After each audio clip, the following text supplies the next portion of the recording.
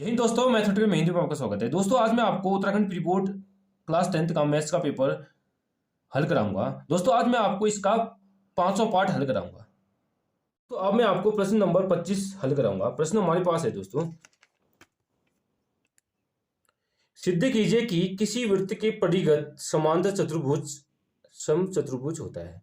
यानी किसी वृत्त के परिघत समांतर चतुर्भुज समचतुर्भुज होता है। दोस्तों हमने ये प्रूव करना है।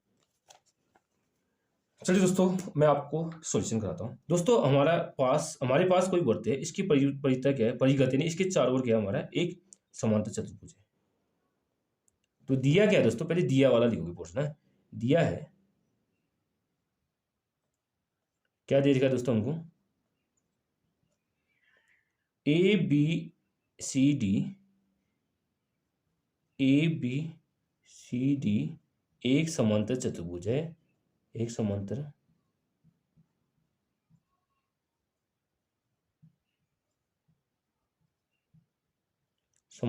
चतुर्भुज है जो वृत्त के परिघत है। परिघत मतलब उसके चारों ओर परिघत है। दोस्तों जो दे रखा होगा हमको उसे हम लिखेंगे। ये हो गया दोस्तों। वो देखो दोस्तों, रेखा ए बी, रेखा बी सी, रेखा सी डी और रेखा डी ए में स्पर्श बिंदु क्या है। स्पर्श बिंदु क्या होते हैं, जो रेखा जो वृत्त को टच करते हैं। यानी इनके स्पर्श बिंदु क्या है, पी क्यू आर एस। और रेखाएं A B comma B C comma D C comma D A में स्पर्श बिंदु क्या है दोस्तों, स्पर्श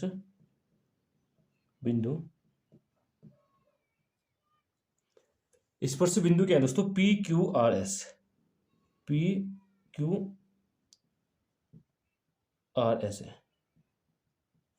ये हो गया दोस्तों, ठीक हो गया। ये तो हमको दे रखा है, जो उसने क्वेश्चन में हमें साफ साफ दे रखा है। अब हमने सिद्ध क्या करना दोस्तों, हमने सिद्ध करना, उस पर आते हैं। सिद्ध करना है हमने, सिद्ध करना क्या दोस्तों, हमने जो ये हमको दे रखा है ना, एबीसीडी एक समांतर चतुर्भुज है। इस समांतर चतुर्भुज को हमने समचतुर्भुज प्रूव करना है। यानी एबीसीडी को क्या करना है दोस्तों, हमने एबीसीडी एक समचतुर्भुज है,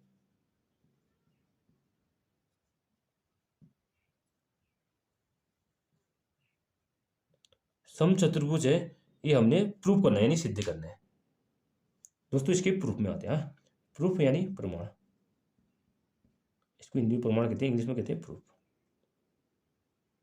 अब देखो दोस्तों इसका प्रूफ मैं बहुत ही आसान तरीके से आपको कराऊंगा। ठीक है दोस्तों, चलिए दोस्तों अब देखो दोस्तों, हमारे पास है क्या, हमारे पास एबीसीडी एक समांतर चतुर्भुज है। यानी एबीसीडी एक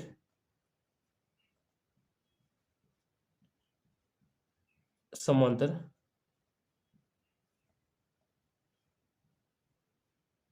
चतुर्भुज है।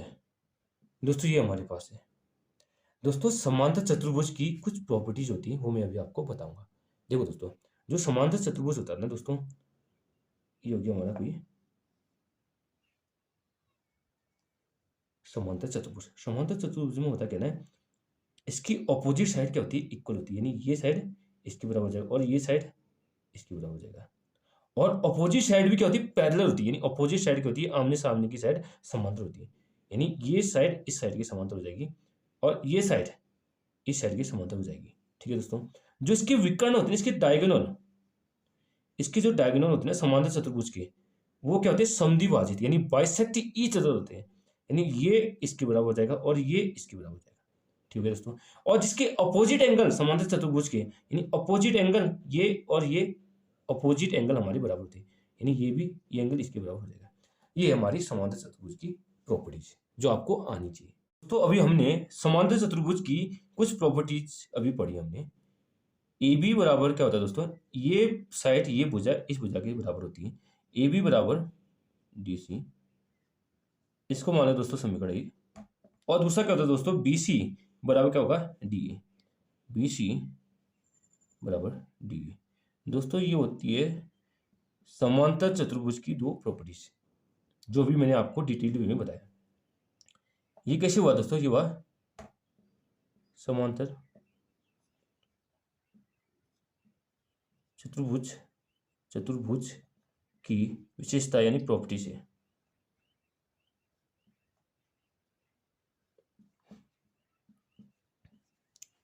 आए समझे दोस्तों? आप देखो दोस्तों, इतना तो हमारा हो गया। और एक चीज अभी थोड़ी देर पहले मैंने आपको बता रखी थी कि पी क्यू आर एस क्या है? स्पर्श बिंदु है। सिंस इसका यूज अभी होगा P Q R comma S क्या है दोस्तों? स्पर्श बिंदु है। स्पर्श बिंदु है। दोस्तों आपको एक चीज पता होनी चाहिए, वह क्या है? एक थ्योरम है। क्या है दोस्तों? अगर ना हमारे पास कोई एक वृत्त हो, अगर बाह्य बिंदु से ना उस वृत्त में अगर हम स्पर्श रेखा खींचे ना, स्पर्श रेखा खींचे, इन दोनों स्पर्श रेखा की लंबाई क्या होती है? हमारी बराबर होती है। यानी ये पी है, ये ए है, ये हो गई हमारी क्या? बी। बाह्य बिंदु से किसी वृत्त में हम जब स्पर्श रेखा खींचते हैं ना, इन दोनों की लंबाई क्या होती है? बराबर होती है। यानी ए बी क्या हो जाएगा दोस्तों? पी ए बराबर क्या हो जाएगा? P B. दोस्तों ये है प्रमेय 10.2 जो आपको आनी चाहिए। ठीक हो गया दोस्तों? इसी प्रमेय का यूज हम यहाँ करेंगे। देखो दोस्तों, यहाँ बाह्य बिंदु क्या हमारा ए से कोई वृत्त पर स्पर्श रेखा खींची, हम ये बिंदु से यहाँ हमने एक स्पर्श रेखा ये खींची, ये स्पर्श रेखा ये खींची, यानी एपी बराबर क्या हो जाएगा? ए एस होगा।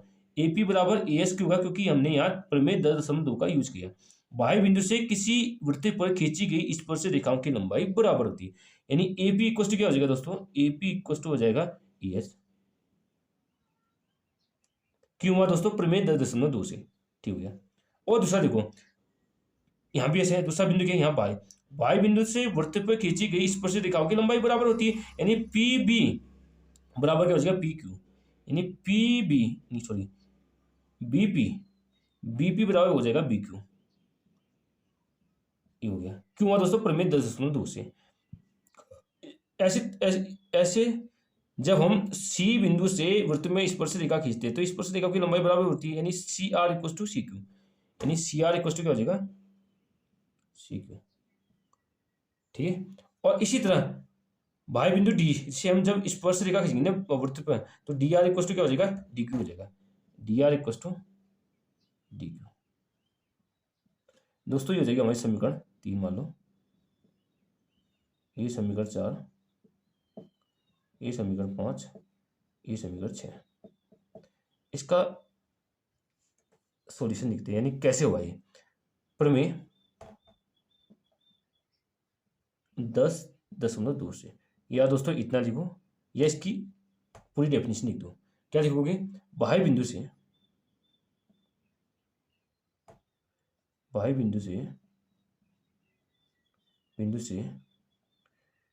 वृत्त पर खींची गई वृत्त पर खींची गई क्या? स्पर्श रेखाएं, इस स्पर्श रेखाओं की लंबाई बराबर होती है। रेखाओं की लंबाई इक्वल या बराबर होती है।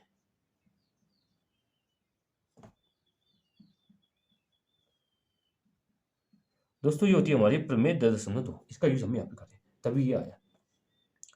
दोस्तों यहां तक कोई डाउट आपको नहीं होना चाहिए। ठीक है। अब क्या करेंगे दोस्तों? हम इन सभी समीकरणों को ऐड करेंगे, यानी 3, 4, 5 और 6 को ऐड करेंगे। समीकरण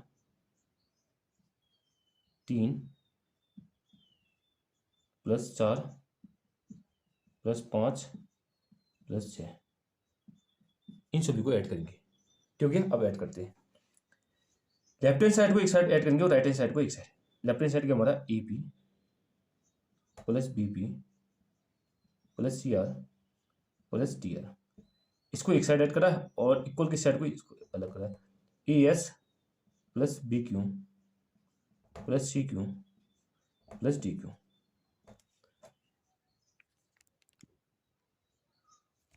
ठीक है दोस्तों, आप देखो एपी प्लस बीपी, यहाँ फिगर में देखो, फिगर दिख रहा है आपको,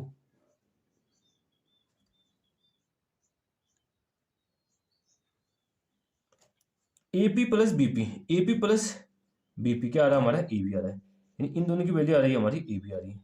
सी आर प्लस डी आर, यानी C R plus D R, C R plus D R क्या आ रहा है हमारा, डी सी।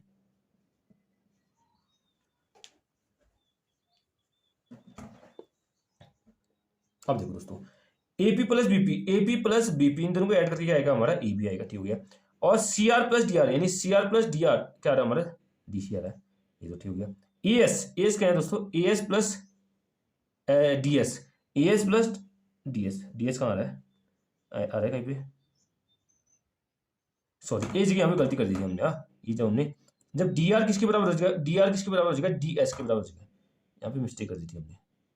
जब इस बाह्य बिंदु से डालेंगे हम स्पर्श बिंदु, जब बाह्य बिंदु से हम स्पर्श रेखा खींचेंगे तो दोनों स्पर्श रेखा की लंबाई बराबर होगी, यानी डी से जब हम स्पर्श रेखा खींचेंगे ना, डी आर बराबर क्या हो जाएगा, डी एस। इन दोस्तों ये डी एस है, यहाँ पे मिस्टेक हो गई थी, इसको एस करता हूँ, A S plus D S, A S plus D S क्या हो जाएगा, A S plus D S, यानी इन दोनों को जब ऐड करोगे क्या आएगा हमारा, ए डी आ जाएगा, आगे A D plus B Q plus C Q, B Q plus C Q क्या आ जाएगा हमारा, B Q plus C Q आ जाएगा बी सी। दोस्तों यहां तक तो कोई परेशानी आपको नहीं होनी चाहिए। अब आगे आते हैं, देखो दोस्तों A B plus D C और क्या रहा हमारा, A D plus B C, A D plus B C, ये हो जाएगी दोस्तों समीकरण हम 7 बना देते हैं। अब दोस्तों हमारे यहाँ खेल है, देखो दोस्तों ए बी और डी सी क्या है, समीकरण 1 से बराबर है, यानी ए बी और डी सी क्या है हमारी बराबर, यानी इनकी जगह आप A B plus A B करो या D C plus D C करो, यानी ए बी प्लस क्या हो जाएगा दोस्तों, ए बी। क्यों हुआ दोस्तों, क्योंकि समीकरण 1 में दोनों बराबर है। A D plus B C, A D plus B C, A D plus B C करो, A D plus B C, यानी बी सी और ए डी बराबर है, हम क्या करते हैं ए डी को ऐसे रख देते हैं और बी सी की जगह करते हैं हम ए डी रखते हैं। ए डी और डी डी, ए डी और डी ए एक ही होता है, हम करते हैं ए डी। ये क्यों हुआ दोस्तों, ये हुआ हमारा इक्वेशन लिखना पड़ेगा, समीकरण 1 तथा 2 से, तब हुआ दोस्तों। हाँ हम लोग A B plus A B क्या होता है, 2 ए बी, और क्या हो जाएगा ए D plus A D, 2 A D, 2 से 2 कट गया तो ए बी बराबर क्या आ जाएगा हमारा, ए बी बराबर ए डी।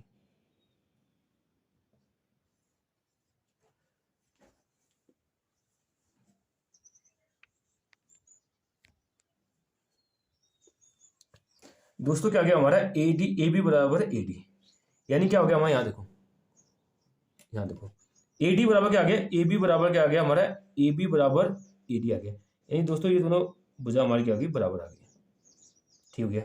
अब देखो दोस्तों ए बी बराबर क्या हमारा, ए बी बराबर ए डी है, ए बी बराबर ए डी है या डी है, तो बी सी बराबर क्या हो जाएगा, बी सी बराबर क्या हो जाएगा, डी सी हो जाएगा। यानी दोस्तों हमारे यहाँ पे हो रहा क्या, ओवरऑल यहाँ पे क्या हो रहा है दोस्तों, सभी भुजा हमारी आपस में बराबर हो जाएगी। हमने दो भुजा इक्वल करी ना, दो भुजा इक्वल करने पर हमारा समीकरण 1 और 2 से ना, समीकरण 1 और 2 से चारों भुजा बराबर हो रही, यानी क्या देखो दोस्तों यहाँ पर लिखते हैं, सिंस समीकरण, इसको बना देते हैं हम 8, समीकरण 1, 2, कितने 8, समीकरण 1, 2, 8 से ए बी किसके बराबर है, ए बी बराबर क्या आ रहा है, ए बी बराबर क्या आ रहा है हमारा, ए बी बराबर क्या आ रहा है, ए डी, और बराबर डी सी बराबर सी बी। यानी दोस्तों समीकरण 1 और 8, 1, 2, 8 से सभी साइडें हमारी बराबर आ रही है। दोस्तों रोम्बस में क्या होता है, सॉरी रोम्बस यानी समचतुर्भुज में क्या होता है, सभी साइडें क्या होती है हमारी बराबर होती है। इन जो रोम्बस होता है ना दोस्तों हमारा, ये रोम्बस में क्या होता है, ये साइड इसके बराबर और ये साइड इसके बराबर होती है, यानी चारों साइड हमारी क्या होती है, बराबर। यानी रोम्बस की हमने, यानी समचतुर्भुज की एक प्रॉपर्टी हमने ज्ञात कर दी, यानी चारों भुजा हमने बराबर कर दी। एक प्रॉपर्टी हमने ज्ञात कर दी तो क्या हो जाएगा हमारा रोम्बस हो जाएगा। इसलिए ABCD एक है समचतुर्भुज है।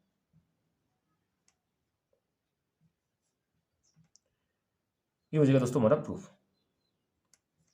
ठीक है दोस्तों, कुछ तो अपनी इजीली हो गया। दोस्तों हमने क्या करा, पहले जो हमको दे रखा है पहले हमने उस फिगर में गए, उस डायग्राम में गए, हमको पता है हमारे पास क्या ABCD एक समांतर चतुर्भुज है।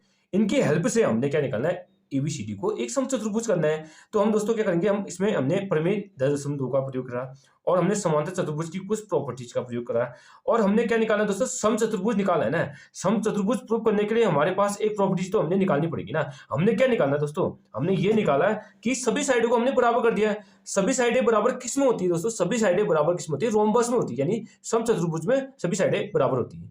हमने सभी साइडों को बराबर करा और इसे हमने रोम्बस यानी एक समचतुर्भुज प्रूव कर दिया। दोस्तों कुछ अपनी इजीली हो जाएगा, बट आपने जो मैंने स्टार्टिंग से कराया है ना प्रूफ, उसको डिटेल में आप देख लो, आपको इजीली समझ में आ जाएगा। चलिए दोस्तों अब मैं इसका नेक्स्ट पार्ट कराता हूं। दोस्तों अब मैं आपको प्रश्न नंबर 26वां हल कराऊंगा। प्रश्न हमारे पास है दोस्तों,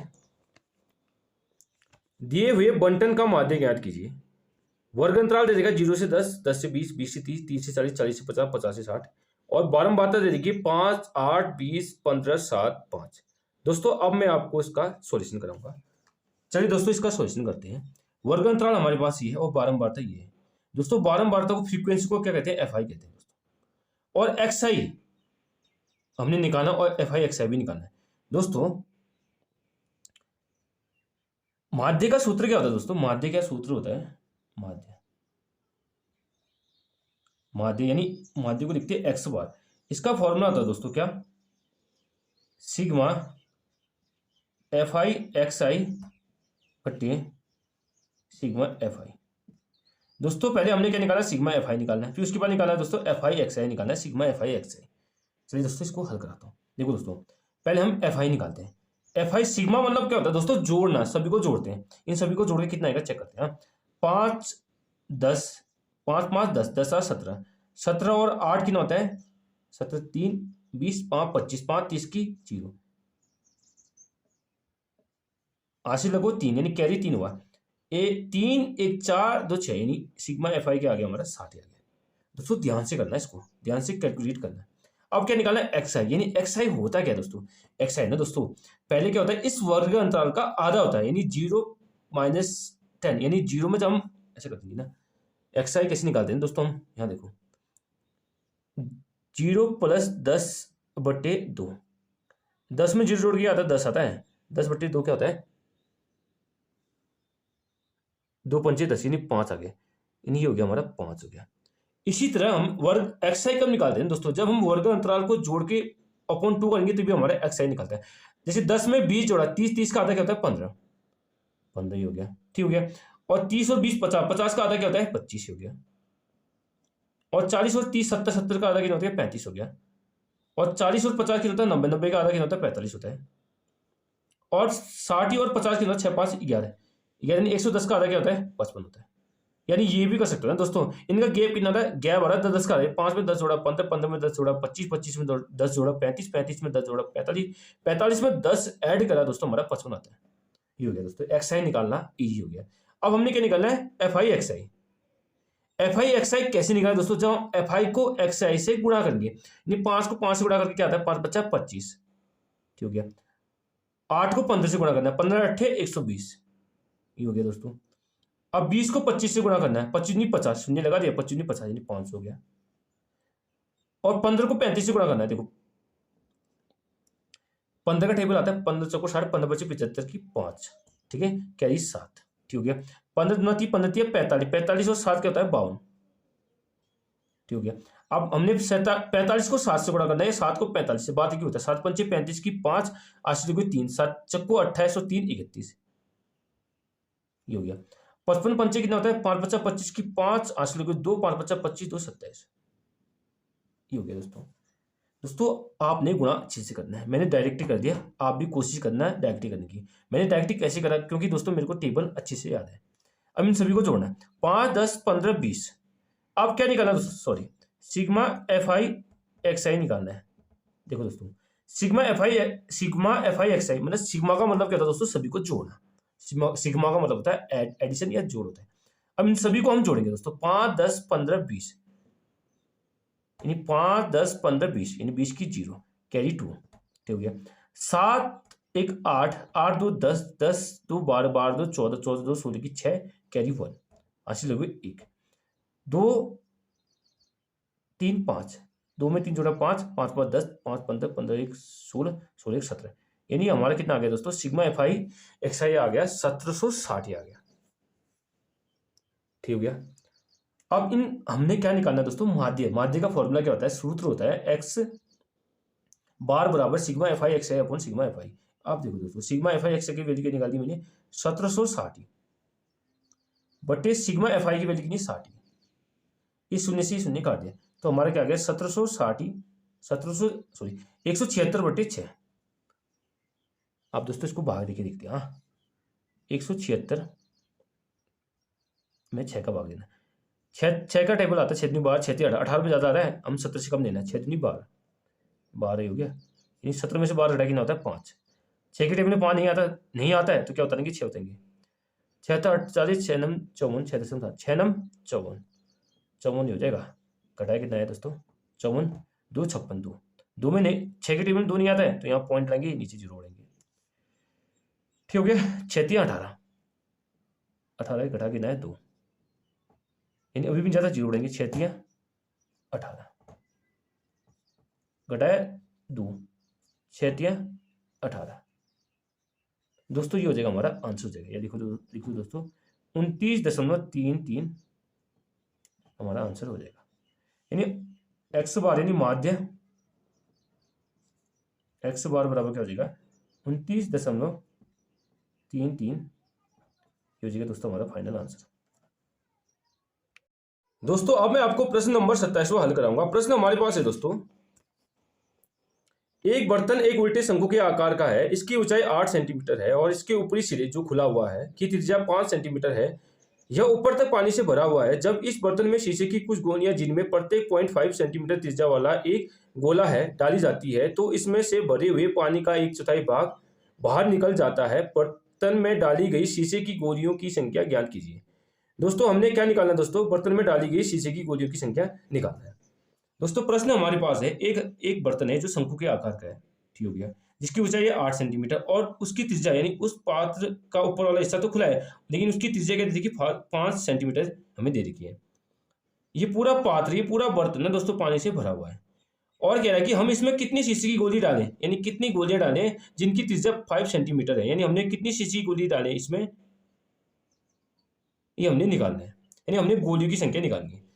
तो दोस्तों सबसे पहले ये देखो हमारे पास एक बर्तन है दोस्तों, बर्तन होगा ना उसके अंदर कितना पानी भरा है ये हमको पता होना चाहिए, यानी उसके अंदर आयतन कितना है, यानी बर्तन का पहले हमने आयतन निकालना पड़ेगा। पहले क्या निकालेंगे दोस्तों,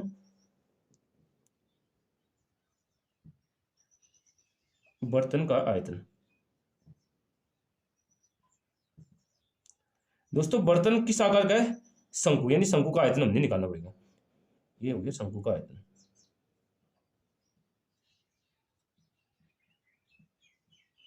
दोस्तों शंकु का आयतन क्या होता है दोस्तों, आपको पता होना चाहिए 1/3 पाई आर स्क्वायर ऐसे होता है। 1/3 पाई का मान क्या रखेंगे दोस्तों 22/7 गुणा आर, तीस जगह दोस्तों 5 है, यानी 5 गुणा 5 क्यों करा दोस्तों, आर स्क्वायर हो गया, गुणा एच, एच कितनी है दोस्तों 8 है। तो ये क्या हो जाएगा दोस्तों, गुणा करो 5 बच्चा 25 25 अट्ठे 200 यानी 22 गुणा 200 बटे 3 7 21 कितना हो जाएगा 22 नहीं 44 यानी 4400 बटे 21, ये हो जाएगा हमारा सेंटीमीटर क्यूब, यानी आयतन हमारा सेंटीमीटर क्यूब में होता है। ये निकाल दिया दोस्तों हमने कि उस बर्तन के अंदर पानी कितना है, यानी स्पेस कितना है, जगह कितनी, जितना यानी इतना उसके अंदर पानी आ सकता है, हमने आयतन निकाल दिया। अब दूसरा स्टेप क्या बोला दोस्तों, दूसरा स्टेप देखो, दूसरे स्टेप में क्या बोला हमसे,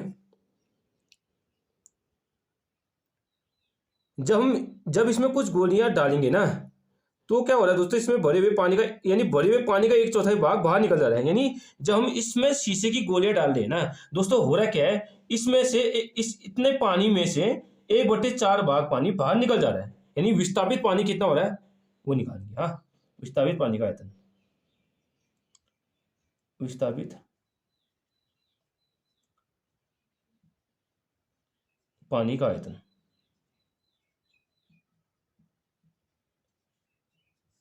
1/4 निकल रहा है। 1/4 किसका निकल रहा है? ये पूरे पानी का, यानी पूरा पानी कितना है 4400/21।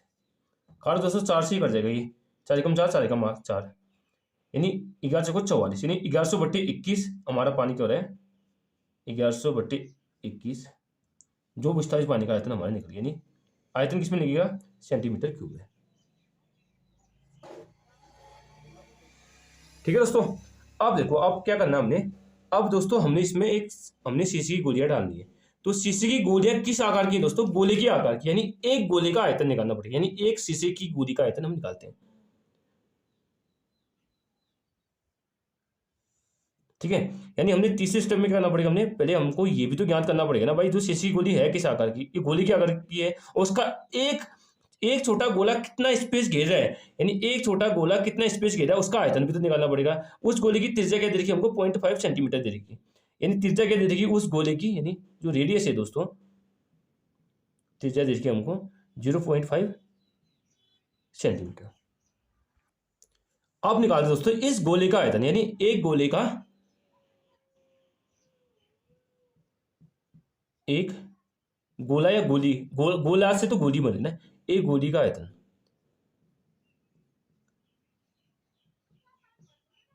एक गोली का आयतन क्या होता है दोस्तों? यानी गोले का आयतन आपको पता है क्या होता है? 4/3 पाई आर क्यूब होता है, क्या होता है? हाँ, पाई आर क्यूब होता है। यानी 4/3 पाई का मान क्या है दोस्तों? 22/7, और आर क्यूब वैल्यू कितनी? 0.5, यानी 0.5 को लिख देते हैं हम कितने बार? 3 बार लिख देते हैं। 0.5 हो चुकी है 0.5, 3 बार हमने लिख दिया 0.5 को। अब हल करते हैं दोस्तों, ये हो गया हमारा, चलो बाद में साथ ही करेंगे, 4/3 गुणा 22/7। देखो दोस्तों ये पॉइंट हटेगा तो क्या होगा? नीचे 10 हो जाएगा, 5/10 हो जाएगा, गुणा 5/10 हो जाएगा, गुणा 5/10 हो जाएगा। हाँ, बहुत के मन में डाउट होगा यार ये हुआ कैसे, इसको बताता हूँ। जैसे हमारा 0.5 है ना, 0.5 हम क्या करते हैं दोस्तों, इसको 10 से गुणा करें, 0.2 हटाने के हमने 10 से गुणा करा, और 10 से हमने भाग भी देना पड़ेगा। 10 से गुणा क्या होगा? ये 5/10 हुआ, तब हुआ ऐसे। ठीक है दोस्तों, आप इसको गुणा करते हैं। हाँ, इसको सॉल्व करते हैं। ये 5 एकम 5, 5 दूनी 10, 5 एकम 5, 5 दूनी 10, 5 एकम 5, 5 दूनी 10, 2 दूनी 4, 4 से ये 4 कट गया, और 2 से ये कट गया, 2 11 22। तो दोस्तों ऊपर क्या बढ़ गया हमारा? 11/7 21, यानी दोस्तों ये क्या निकल गया हमारा? Centimetre cube. एक गोली का आयतन निकल गया। दोस्तों हमने बर्तन का आयतन निकाल दिया, कितना पानी उसके अंदर, उसका आयतन निकाल दिया। फिर विस्थापित पानी कितना, उसका आयतन भी निकाल दिया। फिर हमने एक गोली का आयतन, यानी गोला है उसके अंदर डाले, एक गोली का आयतन भी निकाल दिया। अब हमने क्या निकाला? गोलियों की संख्या निकालनी। फाइनल क्या निकालना है? गोलियों गोलियों गोलियों की संख्या, गोलियों की संख्या निकालिए दोस्तों। भाई गोलियों की संख्या कैसे निकलेगी? देखो थोड़ा माइंड लगाओ। विस्थापित पानी है ना हमारे पास, इसका आयतन कितना है? 1100/21, ये हो गया हमारा सेंटीमीटर क्यूब। अपॉन एक गोली का आयतन क्या है हमारा? 11/21 सेंटीमीटर क्यूब। जो विस्थापित पानी है ना दोस्तों, जो विस्थापित हमारा पानी है, अगर उसमें हम विस्थापित पानी में अगर हम एक गोले के आयतन का जब हम डिवाइड करेंगे तभी हमारी गोलियों की संख्या निकलेगी। आए समझ दोस्तों? कुछ टफ नहीं है, इससे ये कर जाएगा। अब देखो दोस्तों कैसे काटोगे, इसको हल करना बताता हूँ। 1100/21 गुणा 21/11, 21 से 21 कर गया, एकम बार 11 एकम 11, यानी गोली की संख्या आ गई हमारी 100 आ गई, जो हमारा आंसर। दोस्तों थोड़ा टफ है, लेकिन मैंने आपको अच्छी सी डिटेल्ड वे में सॉल्यूशन करा दिया है। आप इसको एक बार दोबारा देखना, इजीली समझ में आ जाएगा। ठीक है दोस्तों, कुछ टफ नहीं है, लेकिन आपको एक डाउट होगा कि गोली की संख्या कैसे निकली। देखो दोस्तों, जब हम किसी आर्किमिडीज का सिद्धांत आता है दोस्तों, आपको आर्किमिडीज क्या कहता है? हमारे पास कोई एक बाल्टी है, वो पूरी किससे भरी है? पानी से भरी है, पानी से भरी है। ठीक हो गया। जब हम इसमें एक बॉक्स डालेंगे यानी एक कोई टुकड़ा डालेंगे, लोहे का टुकड़ा डालेंगे, वो लोहे का टुकड़ा जैसे ही इससे पड़ेगा ना तो पानी क्या हो जाएगा, विस्थापित हो जाएगा। यानी जो पानी विस्थापित होगा वो किसके बराबर होगा, ये लोहे के टुकड़े के बराबर होगा। यानी लोहे का बॉक्स यानी बॉक्स क्या हो जाएगा हमारा, जो बॉक्स बॉक्स होगा ना दोस्तों, बॉक्स बराबर क्या हो जाएगा, ये बॉक्स हो जाएगा विस्थापित पानी हो जाएगा, विस्थापित पानी। दोस्तों इसी टाइप का लॉजिक यहाँ पे लग रहा है, विस्थापित पानी हो गया, ठीक हो गया। अब देखो दोस्तों, हमने इसमें क्या करा, हमने क्या यहाँ क्या है, बॉक्स नहीं है, शीशे की गोलियां हैं। दोस्तों जैसे हम शीशे की गोलियां डालेंगे ना, वो किसके बराबर होगा, विस्थापित पानी के बराबर होगा। जैसे मैंने शीशे की गोलियां डाली ना, उसका वेट, जितनी गोलियां हैं उनका वेट किसके बराबर होगा, जो विस्थापित पानी होगा उसके बराबर होगा। दोस्तों वही लॉजिक यहाँ पे लग रहा है। यानी क्या होगा, विस्थापित पानी हमारा कितना है, 1100/21, और एक गोली का आयतन कितना है, एक हमारा निकल गया 11/21। इन दोनों को डिवाइड करके हमारी गोली की संख्या निकल गई। दोस्तों कहीं ना कहीं ये लॉजिक हमारे यहाँ पे फिट बैठ रहा है। चलिए दोस्तों, अब मैं आपको नेक्स्ट पार्ट बताऊंगा, नेक्स्ट क्वेश्चन। दोस्तों अब मैं आपको प्रश्न नंबर 27 का अथवा वाला पार्ट हल कराऊंगा। प्रश्न हमारे पास है दोस्तों, कोई तंबू एक बेलन के आकार का है जिस पर एक शंकु अध्यारोपित है। यदि बेलनाकार भाग की ऊंचाई और व्यास क्रमशः 21 सेंटीमीटर और 4 सेंटीमीटर है, लेकिन दोस्तों ये 21 सेंटीमीटर नहीं है, इसको यहाँ पे करेक्शन करना, आप 2.1 सेंटीमीटर है और व्यास है 4 सेंटीमीटर है, तथा शंकु की तिर्यक ऊंचाई 2.8 सेंटीमीटर है, तो इस तंबू को बनाने में प्रयुक्त कैनवास का क्षेत्रफल ज्ञात कीजिए। साथ ही 500 रुपये प्रति मीटर स्क्वायर की दर से इसमें कैनवास की लागत ज्ञात कीजिए। ध्यान दीजिए कि तंबू के आधार को कैनवास से नहीं ढका जाता है। दोस्तों हमारे पास एक तंबू है, इस तंबू को हमने कैनवास से ढकना है। कैनवास मतलब इसको चारों ओर से हमने कवर अप करना है, लेकिन हमने नीचे नहीं करना है। ये क्वेश्चन में हमसे साफ साफ बोल रखा है। देखो दोस्तों, तंबू किससे बन रखा है, तंबू एक बन रखा है बेलन से बन रखा है, दूसरा शंकु से बन रखा है। बेलन की ऊंचाई देखिए 2.1 सेंटीमीटर और इसका व्यास कितना देगा, 4 सेंटीमीटर, यानी त्रिज्या क्या हो जाएगी, 2 सेंटीमीटर हो जाएगी। शंकु की त्रिज्या और बेलन की त्रिज्या आपस में हमारी बराबर होगी। क्यों, क्योंकि ये शंकु इस बेलन पे अध्यारोपित है, यानी इसके ऊपर ये आर्क है। और तिर्यक ऊंचाई शंकु क्या दे रखी है दोस्तों, 2.8 सेंटीमीटर हमें दे रखी है। हमें इसमें त्रिपाल यानी कैनवास लगाना है। दोस्तों हमको कहाँ लगाना है, इसके बाहर लगाना है, यानी इसके वक्र में लगाना है। यानी हमने वक्र पृष्ठीय क्षेत्रफल निकालना पड़ेगा, किसका, एक शंकु का वक्र पृष्ठीय क्षेत्रफल और बेलन का वक्र पृष्ठीय क्षेत्रफल। जब इन दोनों को जोड़ेंगे ना, इन दोनों को जब ऐड करेंगे तभी तो हमारा तंबू बनेगा ना। चलिए दोस्तों हम करेंगे क्या दोस्तों, सबसे पहले हम तंबू का क्षेत्रफल निकालेंगे, यानी तंबू का पृष्ठीय क्षेत्रफल, तंबू का पृष्ठीय क्षेत्रफल। ये कैसे निकल रहा भाई, ये निकल रहा हम जब हम शंकु का वक्र पृष्ठीय क्षेत्रफल ऐड करेंगे, यानी शंकु का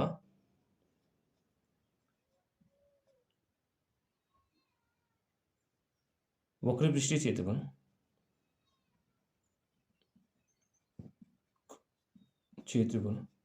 यार हम इसे यहां करें तो सही होगा। दोस्तों में हम यहाँ पे लिखते हैं, हम निकालते हैं तंबू का पृष्ठीय क्षेत्रफल,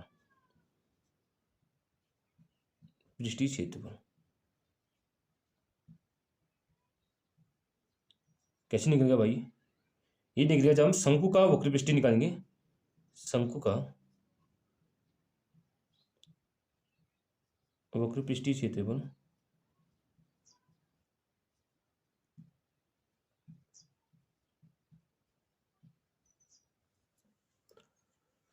प्लस बेलन का वक्र पृष्ठीय क्षेत्रफल, बेलन का वक्र पृष्ठीय क्षेत्रफल। आप बहुतों के मन में डाउट होगा कि यार इसने कुल पृष्ठीय क्यों नहीं निकाला है। दोस्तों हमने अंदर का थोड़ी ना निकाला है, हमने खाली बाहर का निकाला है, यानी बाहर के लिए वक्र लगेगा या पास लगेगा, वक्र और पास तो एक ही होता है, इसलिए मैंने वक्र पृष्ठीय क्षेत्रफल करा, इसमें कोई डाउट नहीं होना चाहिए। दोस्तों शंकु का वक्र पृष्ठीय क्षेत्रफल क्या होता है, शंकु का वक्र पृष्ठीय क्षेत्रफल होता है हमारा πr_l प्लस बेलन का वक्र पृष्ठीय क्षेत्रफल क्या होता है 2πr_h। अब देखो दोस्तों अगर आप शॉर्ट में करना चाहते हो तो कैसे करोगे, यहाँ पे देखो दोस्तों क्या होता है, बोर्ड में अगर बोर्ड की एग्जाम में क्या होता है ना, वार्षिक पेपर में, तो हमारे पास टाइम होता है कम और होता है हमको जल्दी सॉल्व करना होता है और आंसर भी सही निकालना होता है। देखो दोस्तों पाई दोनों जगह हमारा क्या है, कॉमन यानी कांस्टेंट है, ये बाहर आ जाएगा, और आर यानी शंकु की रेडियस यानी त्रिज्या और बेलन की त्रिज्या क्या हमारी बराबर है, यानी आर भी दोनों जगह बराबर है, यानी ये भी बाहर आ जाएगा, यानी पाई आर दोनों जगह से क्या आ गया, बाहर आ गया। जब दोस्तों पाई आर आप बाहर लाओगे ना तो अंदर क्या बचेगा, यहाँ एल बचेगा और यहाँ क्या बचेगा 2 इंटू एच, यानी 2h बचेगा। ठीक है, आप देखो दोस्तों, पाई का मान क्या होता है 22/7, और रेडियस क्या होती है, त्रिज्या की हमारी r है, त्रिज्या की नहीं 2, त्रिज्या शंकु की और बेलन की त्रिज्या बराबर है, 2 हो जाएगी। और एल त्रिज्या की ऊंचाई क्या है हमारी 2.8,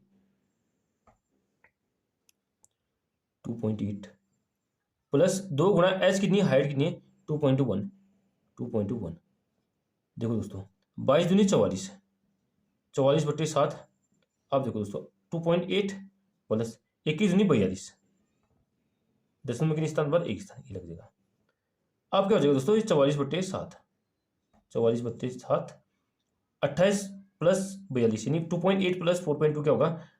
अब देखो दोस्तों 8 में 2 जोड़ा कितना होता है 10 की 0 कैरी 1, 4 2 6 1 7, दशमलव के स्थान पर लगाना हमने जोड़ में, यहाँ लगाना है। ठीक है दोस्तों, 7 से ये 7 कट गया, कितनी बार, एक बार, तो 44 गुणा 1 हो गया 44। ये हो जाएगा दोस्तों हमारा क्षेत्रफल है तंबू का, यानी पूरा क्षेत्रफल कितना निकल गया सेंटीमीटर में, इसमें हाँ सेंटीमीटर स्क्वायर हो जाएगा क्षेत्रफल। यानी दोस्तों हमने इसलिए तंबू का क्षेत्रफल हो गया हमारा इतना, तंबू का क्षेत्रफल। अब हमने निकालना क्या भाई, उसमें कह रहा है दोस्तों, यहाँ देखो ये कह रहा है कि हमने निकालना है इस तंबू को बनाने में प्रयुक्त कैनवास का क्षेत्रफल ज्ञात कीजिए, साथ ही 500 रुपये प्रति मीटर की दर से इसमें कैनवास की लागत ज्ञात कीजिए। हमने कैनवास की लागत ज्ञात करनी दोस्तों, कितना इसमें कैनवास लगेगा। देखो दोस्तों एक इसलिए किससे निकालना है,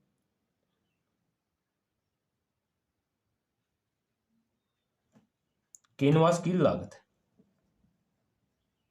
कैनवास की लागत भाई, कैनवास की लागत कितनी लग रही है 44, 1 सेंटीमीटर स्क्वायर की वैल्यू कितनी देगी हमको 500 देगी, 500। दोस्तों इसको इतना गुणा कर लो, 2 शून्य बता दो सीधे। अब 5 को इससे बढ़ाओ, 500 को 20 की शून्य हासिल कर दो, 5 को 20 दो 22, यानी दोस्तों हमारा कितना लग रहा है 22,000 रुपये मेरे लग रहे हैं